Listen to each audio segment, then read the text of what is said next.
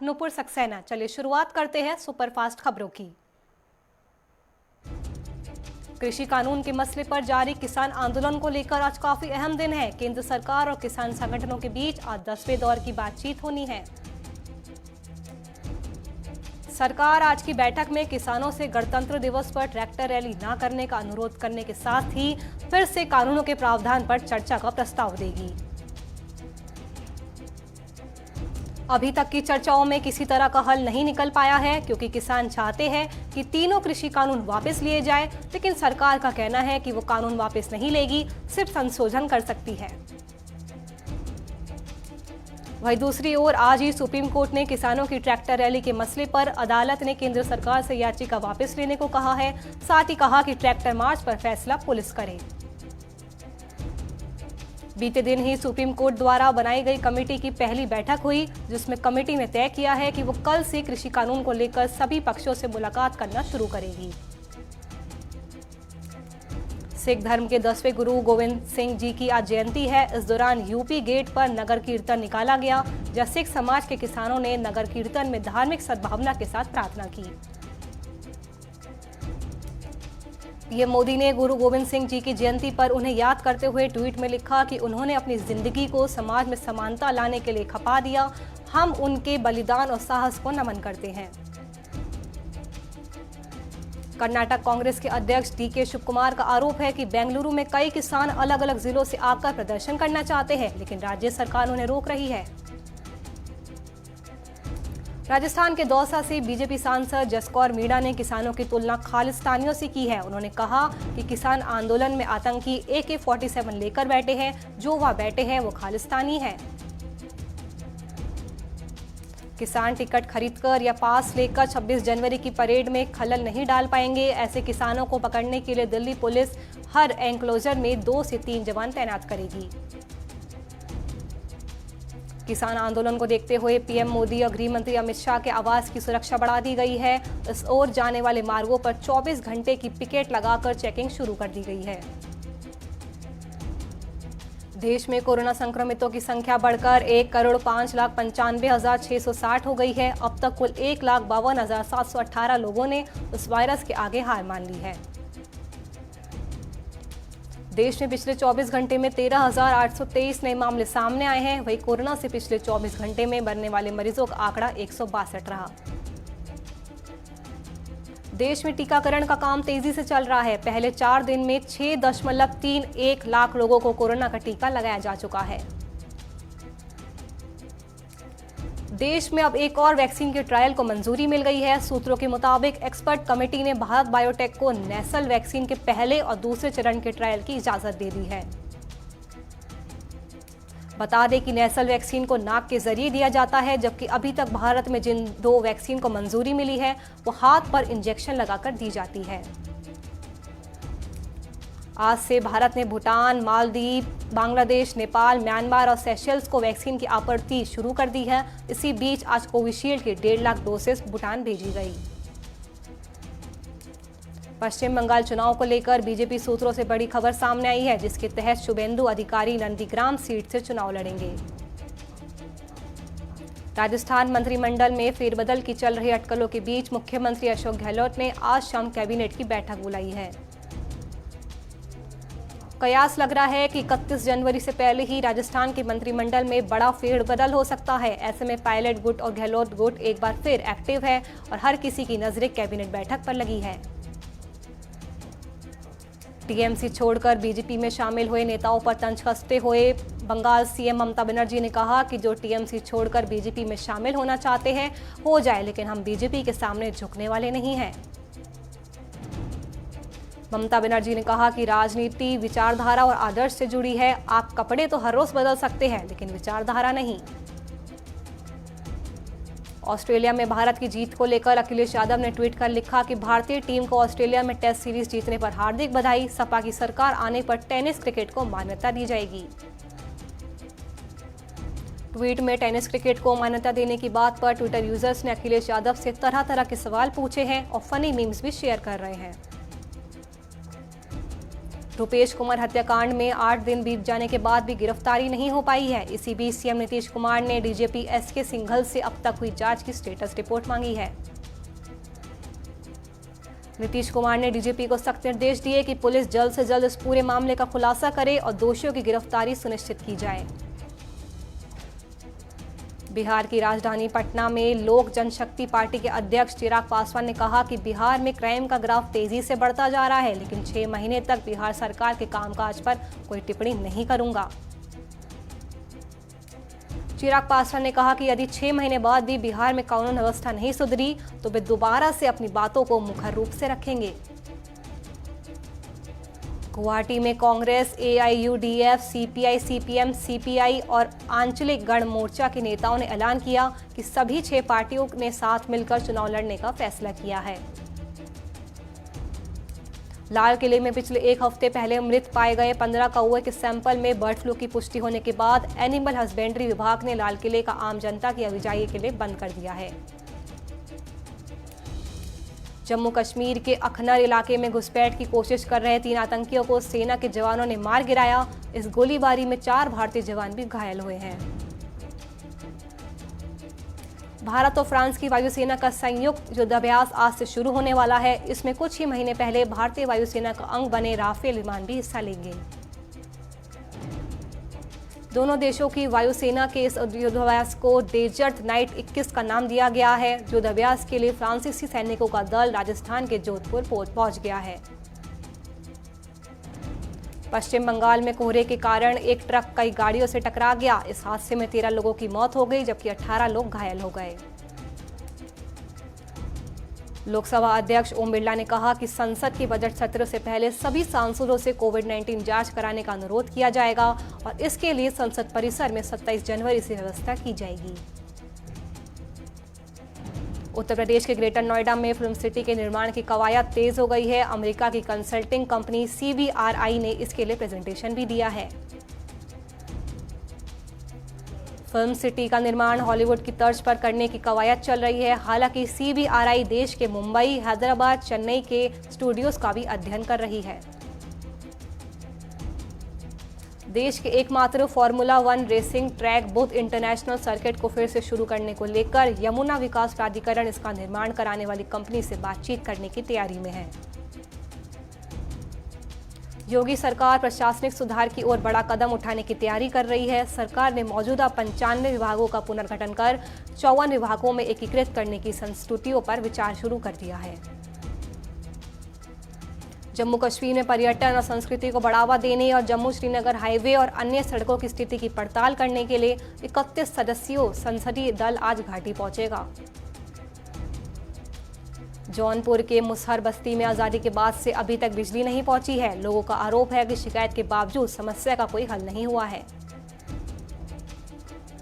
लखनऊ के गोसाईगंज में बदमाश बाइक की डिग्गी से 4 लाख रुपए लूटकर फरार हो गए। लूट की ये वारदात सीसीटीवी कैमरे में कैद हो गई है। जोधपुर में पुलिस को अज्ञात युवक का शव मिला है। पुलिस ने शव को कब्जे में लेकर मामले की जांच शुरू कर दी है।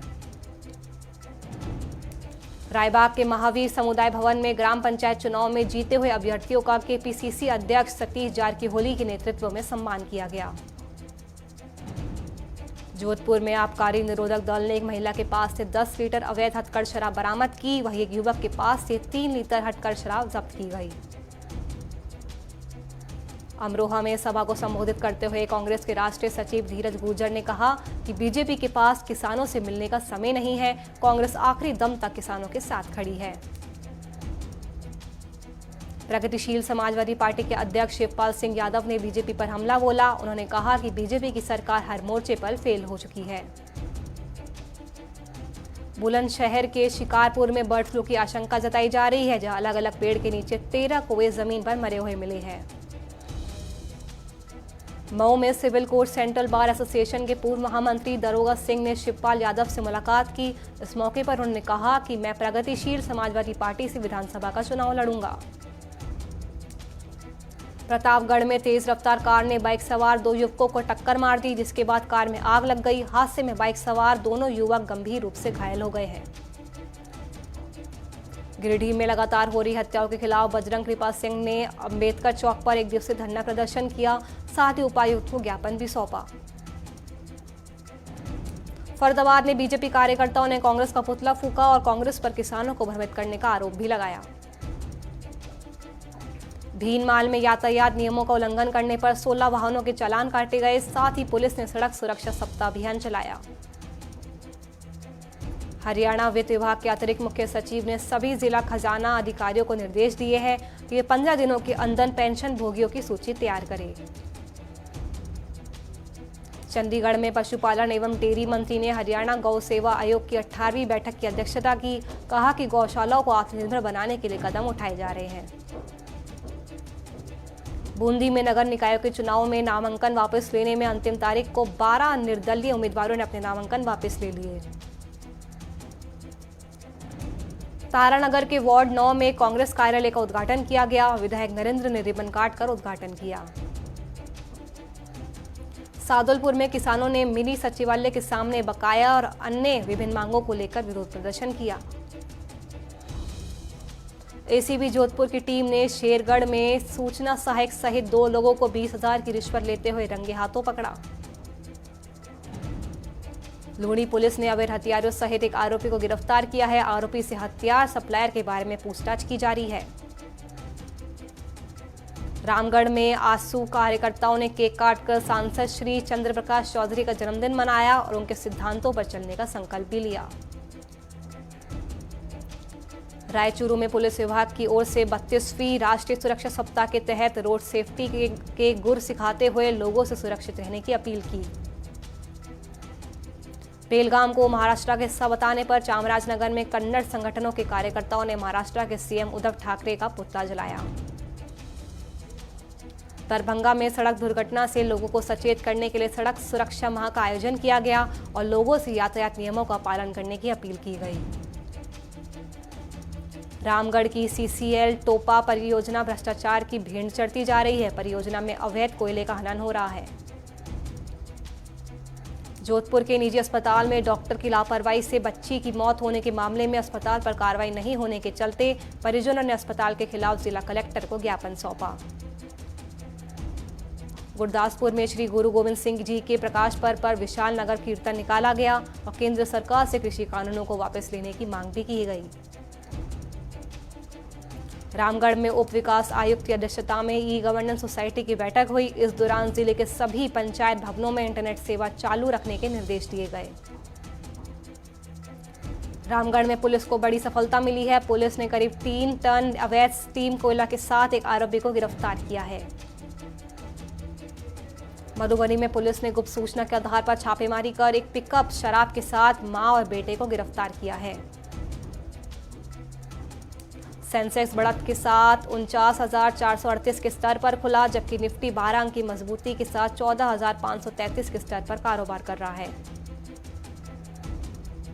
HFFC का IPO 21 जनवरी को खुलेगा और 25 जनवरी को बंद होगा। इस IPO के लिए कंपनी ने शेयर का इश्यू प्राइस 517 से 518 रुपये प्रति शेयर तय किया है।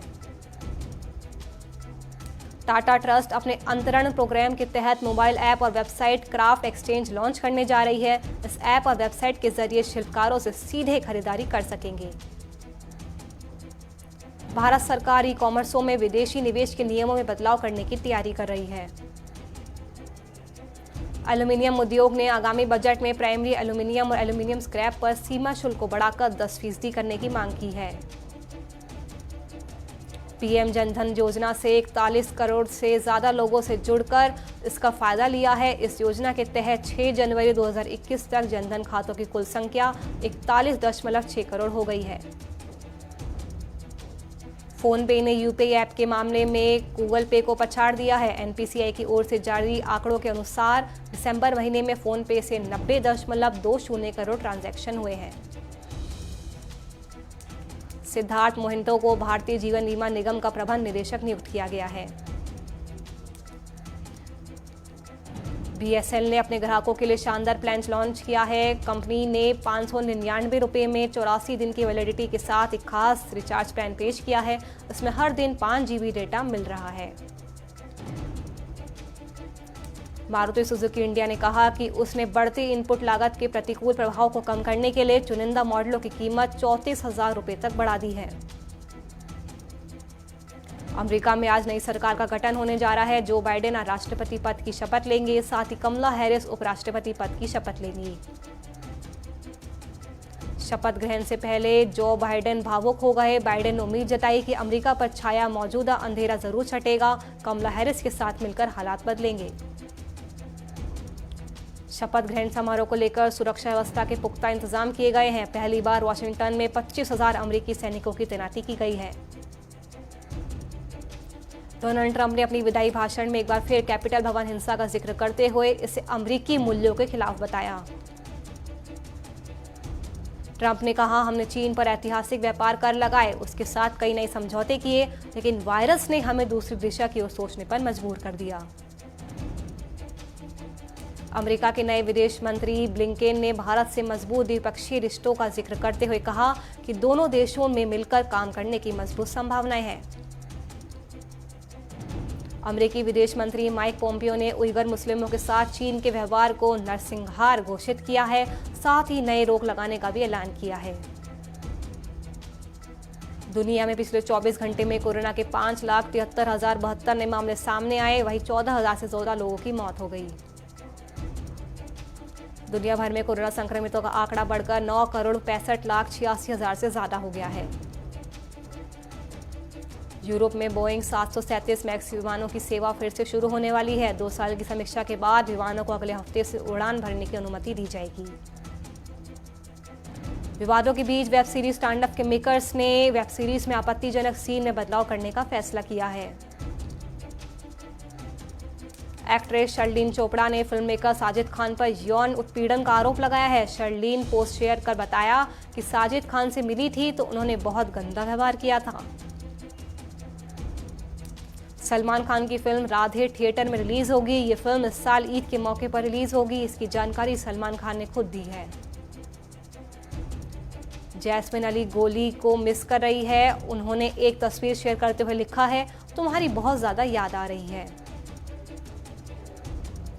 एक्ट्रेस उर्वशी रौतेला जल्द ही बायोपिक फिल्म में नजर आएगी। एक्ट्रेस का कहना है कि अभिनेताओं के लिए सबसे ज्यादा चुनौती भरा काम बायोपिक में काम करना है।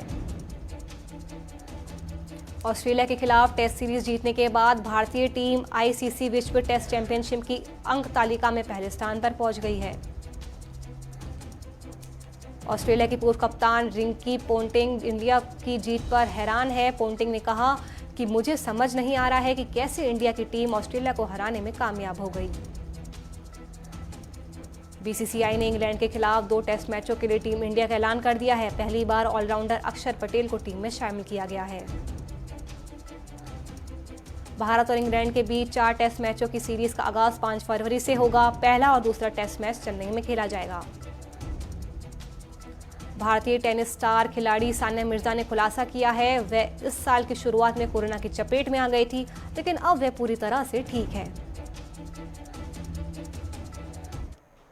चलिए फिलहाल के लिए इतना ही। बाकी देश और दुनिया की तमाम खबरों के लिए आप बने रहिए हमारे साथ। नमस्कार।